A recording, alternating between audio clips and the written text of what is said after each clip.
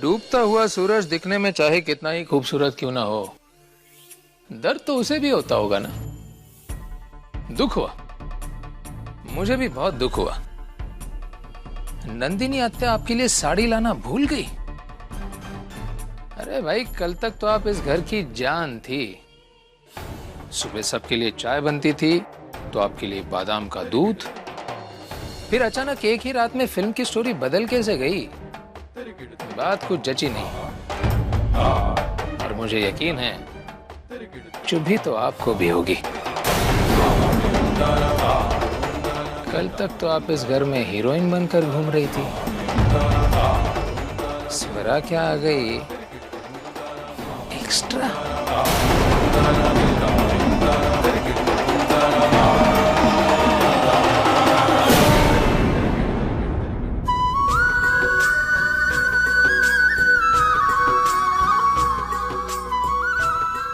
ओह, क्या बात है, इतना स्पेशल डिनर। वाह, खाने को देखने में इतना मजा आ रहा है। इमेजिन खाना खाने के बाद कितना मजा आएगा। लेकिन बात क्या है, कुछ स्पेशल है क्या आज? किसी का बर्थडे तो है नहीं, फिर ये स्पेशल डिनर? ठीक से मुझे भी नहीं पता, लेकिन जो भी है रागनी वेनी को पता है। शाम से किचन में किसी को आने तक नहीं दिया उन्होंने। चलो अच्छा ही हुआ तुम्हें अंदर नहीं आने दिया, नहीं तो मुझे आ गए सब लोग। अरे रागिनी कहाँ है? माधव काका को किचन में मदद कर रही थी, अभी आती होंगी। चलो शुरू करते हैं, आपने तो शुरू किया। अरे आदित्य कहाँ है? जी आई साहब, मैं गया था उन्हें बुलाने, लेकिन उन्होंने कहा कि भूख नहीं है, बस दूध पीकर सो जाऊंगा। आदित्य भी ठीक है, तुम जाओ।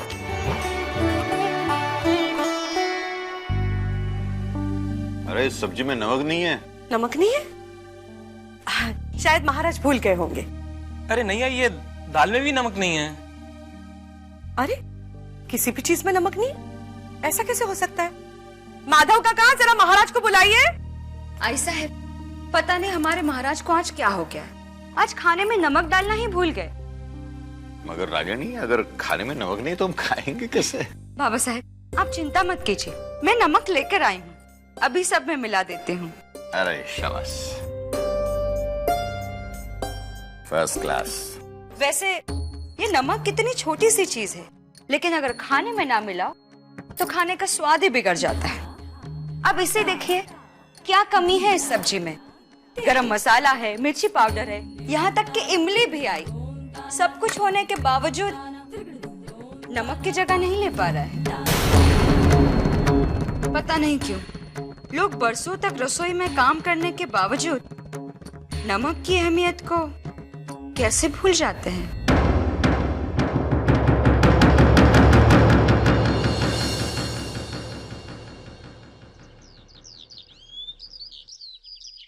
क्या हुआ परशुराम जी, पैसों का प्रबंध हुआ कि नहीं है? नहीं, मैं जानता हूँ कि आपके पास कल शाम तक का समय है, फिर भी मैं अपने दिल को तसल्ली दिलाने के लिए यहाँ चला आया, ये देखने के लिए कि आपकी कोशिश कहाँ तक पहुँची है। मेरे पैसे वसूलना मेरे लिए कोई बड़ी बात नहीं, और कुछ नहीं तो जितने पैसे तुमने लिए है ना परशुराम जी, उतने ही तुम्हारी हड्डियों को तोड़ दूंगा मैं। नमस्ते।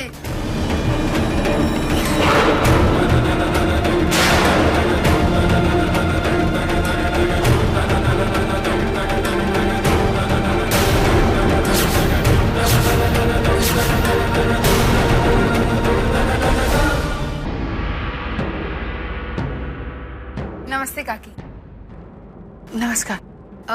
स्वरा, तुम वहां क्या कर रही हो? इधर आओ ना।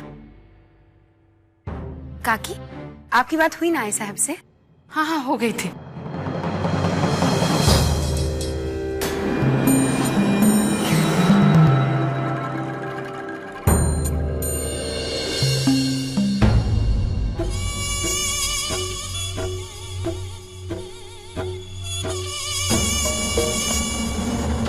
ये हमारी खानदानी हार है, सीमंत पूजा के दिन पे स्वरा को यही पहनना है।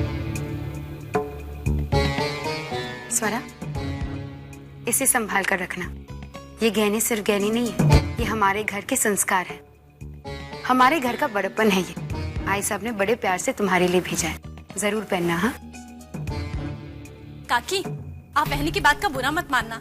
वो क्या है ना, वो आपको इस हार को संभाल के रखने के लिए इसलिए कह रही हैं क्योंकि आपने इससे पहले कभी इतने महंगे गहने देखे नहीं होंगे ना।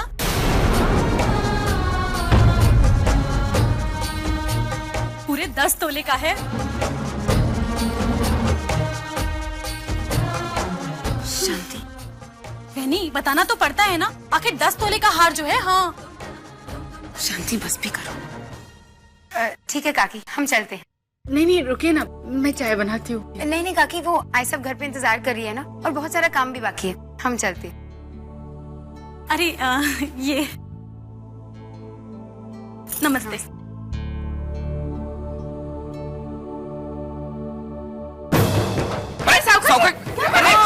अरे इन्हें मेरे पास रहने दो। हाँ चिंता मत करो, इन्हें मैं बेचूंगा नहीं। अरे ये आपकी अमानत है जो मेरे पास महफूज रहेगी।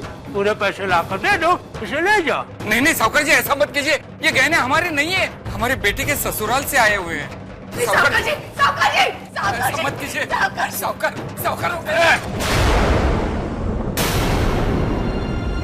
अपने कुर्ते से बाहर हाथ मत निकालना, वरना आदमी भिजवा कर हाथ पे तुड़वा दूंगा। मैं पाँव पड़ता हूँ साहूकार।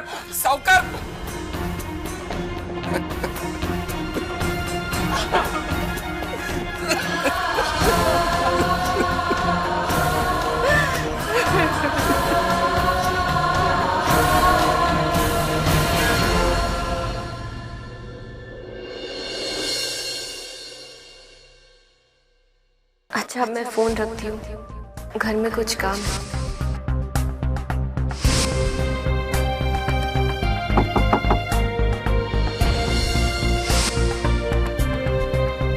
क्या बात है स्वरा, कोई प्रॉब्लम?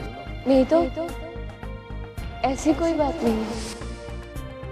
मैं सोच रही थी कि अगर हम आज नहीं जाए तो दरअसल मेरा मन नहीं कर रहा।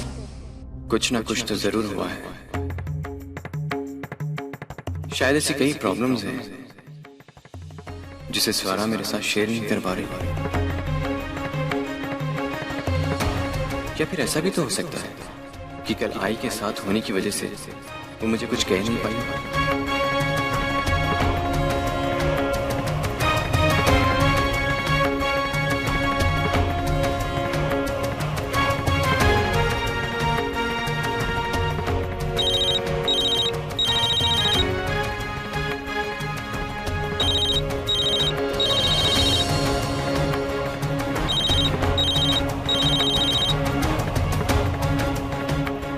आखिर ऐसी क्या बात है जो सौरा मेरा फोन नहीं पिक कर रही? अरे आप तो बस कमाल हो, हैं? इतना बड़ा हाथ मारने की तो मैं भी नहीं सोच सकता। अब आएगा परशुराम पहाड़ के नीचे। अरे ये कुछ भी नहीं है, अब देखना आगे। अगर उस परशुराम ने मेरे पैसे वापस नहीं किए ना, तो देखना मैं उसे कैसा नाच नचाता हूँ। हाँ, अरे गोवर्धन को मना किया है। साहूकार जी, तुम अगर दया वया की बात करनी है तो अपना मुंह बंद रख, अगर पैसे की बात करनी है तो मुंह खोल। साहूकार जी, इतने पैसे मेरे पास नहीं है। हाँ, इतने पैसे मेरे पास नहीं है। अरे वही राग अलाप रहा है।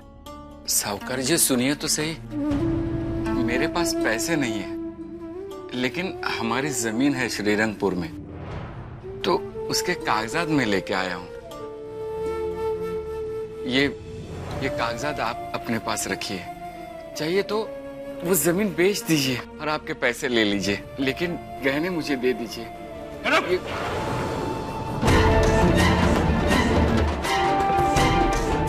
इधर उठ इधर। ठीक से देख मेरे चेहरे को, मैं तुझे बेवकूफ नजर आ रहा हूँ? अरे जो जमीन सरकार ने सील की है उसी का कागजात लाकर मेरे हाथ में थमा रहा तू। उठा इसे और ले जा, 4 आटे तो मिल ही जाएंगे तुझे। साहूकार जी, आप सही कह रहे हैं, लेकिन इस जमीन का जो नुकसान हो गया है ना, उसके बदले सरकार मुआवजा देने को तैयार है। तुम्हारी ये टिश्यू है ना, बहाना बंद कर। मुझे मेरे पैसों से प्यार है। किससे? पैसों से। अगली बार जब आओगे ना तो पूरे पैसे लेकर आना, ब्याज समेत। हाँ? और ये गहने लेकर जाना। नहीं नहीं साहूकार जी, ये गहने तो मुझे कल चाहिए। ये गहने किसी और की अमानत है और इस गहनों के साथ मेरी बेटी का भविष्य जुड़ा है। साहूकार जी दया कीजिए, साहूकार जी दया कीजिए।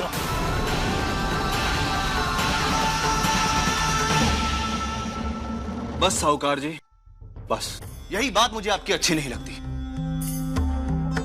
अरे भाई, फटीचर है तो क्या हुआ, इंसान है और वो भी इज्जतदार इंसान है। भाई अन्ना साहब के समधी हैं ये। अच्छा, और इनके साथ ऐसा बर्ताव। परशुराम जी ये क्या हाल बना रखा है। पैसे की बहुत तंगी चल रही है। हाँ, बेटी ने नाचना जो बंद कर दिया। खबरदार, अगर मेरी बेटी के बारे में एक भी गलत लफ्ज बोला ना तो जान से मार दूंगा। तू मारेगा मुझे?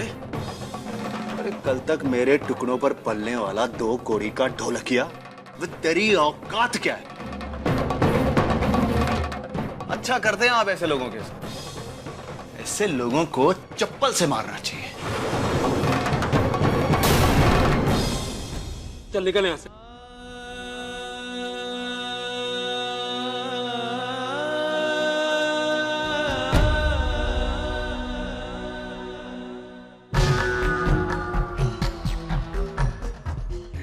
बाबू ये तो कमाल हो गया।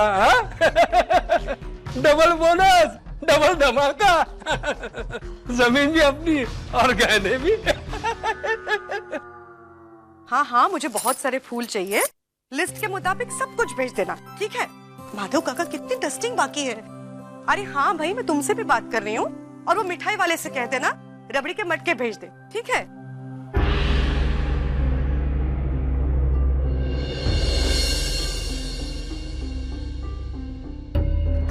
पता नहीं क्यों लोग बरसों तक रसोई में काम करने के बावजूद नमक की अहमियत को कैसे भूल जाते हैं।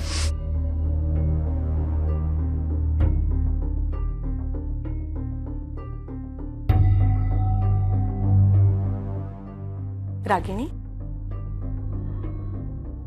जी आई साहब। कितने साल हुए तुम्हारी गृहस्थी को? जी आई साहब। मैंने पूछा कितने साल की गृहस्थी हुई तुम्हारी? और मेरी?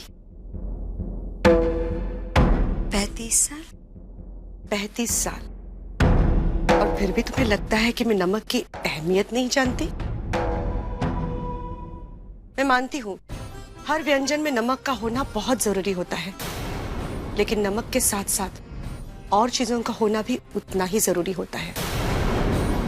देखो रागिनी, हर चीज की अपनी एक अहमियत होती है और अगर व्यंजन को अच्छा बनाना हो तो हर चीज को उसकी सही जगह मिलनी बहुत जरूरी होती है। और अगर नमक जरूरत से ज्यादा पड़ जाए तो पूरे व्यंजन को बिगाड़ देता है। बस तुम ये कभी मत समझना कि मैं किसी चीज की अहमियत नहीं जानती। आई साहब, मैं तिजोरी में अपना हार लाने गई थी तो वहाँ मुझे ये खानदानी हार की टूटी हुई कड़ी मिली।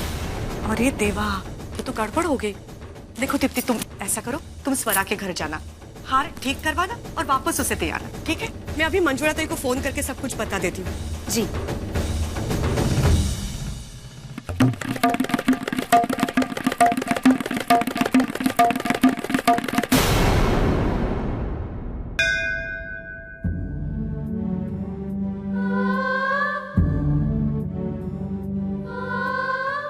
ऐसा क्यों हो रहा है पापा?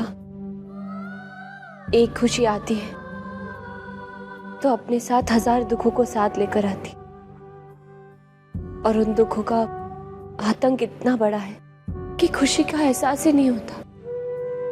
आज तक जो स्वरा अपने आई बाबा के हर एक खुशी की वजह हुआ करती थी, आज वही स्वरा उनके हर एक दुखों की वजह बन गई है। कितना कुछ बर्दाश्त करना पड़ रहा है मेरे आई पापा को मेरे लिए। वो हर सुबह उठते हैं तो एक नई परेशानी के साथ, वो जताते नहीं है पर असल में वो थक चुके हैं अपनी बेटी के भविष्य का बोझ उठाते उठाते। बचपन से लेके आज तक उन्होंने अपने हर एक इच्छाओं को मारकर मेरी इच्छाएं पूरी की है, पर आज उनकी इज्जत ही दांव पर लग चुकी है।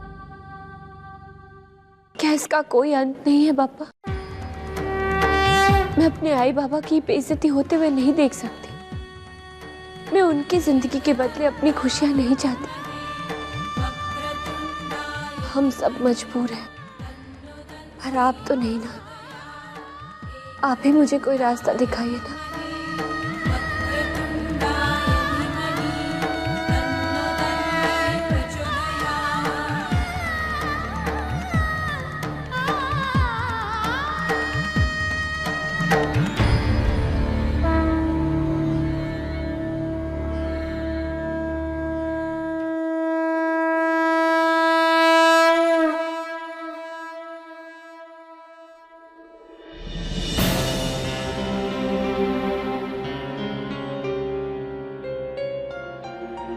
मुझे पता था इस वक्त तो मुझे यही मिलोगी, और मुझे ये भी पता है कि भगवान के आगे तुम मुझसे कुछ नहीं छिपाओगी।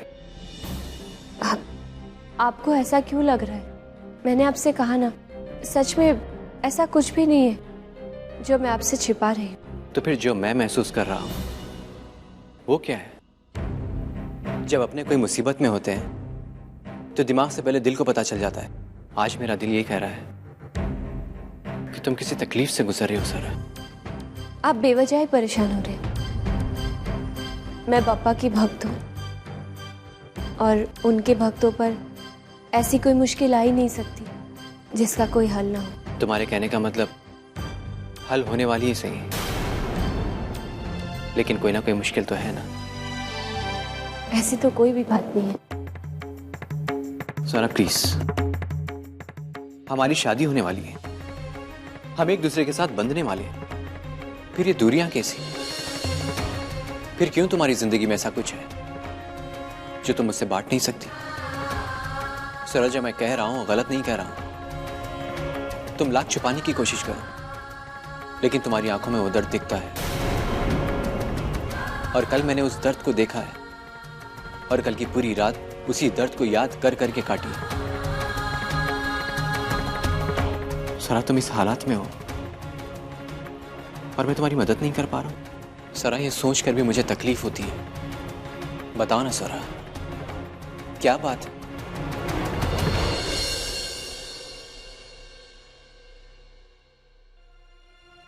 ठीक है,